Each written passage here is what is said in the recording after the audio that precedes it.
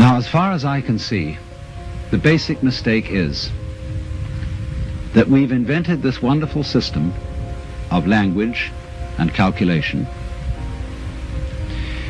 and that it is at once too simple to deal with the complexity of the world, and also we are liable to confuse that system of symbols with the world itself, just as we confuse, say, money with wealth. We confuse ourselves as living organisms which are one with this whole universe with something we call our personality. And so we get the marriage of an illusion with a falsehood, and that we call ourselves. And no wonder we feel cut off from everything, alienated, frightened of life and death. Because this is the point. You can't transform yourself. You can't make yourself sane. You can't make yourself loving. You can't make yourself unselfish.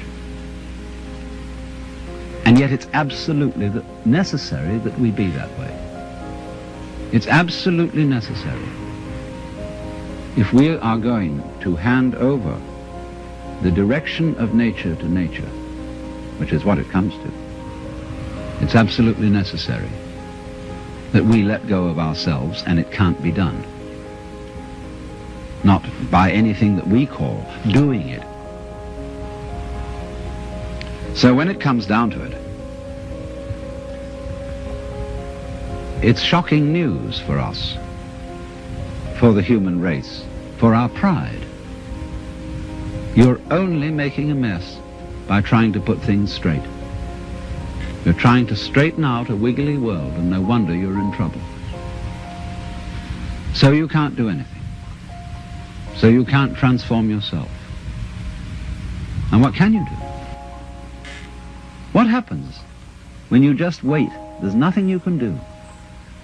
You watch. And all you see is what goes on that is happening of itself. You're breathing, the wind is blowing, the trees are waving, your blood is circulating, your nerves are tingling. It's all going on of itself.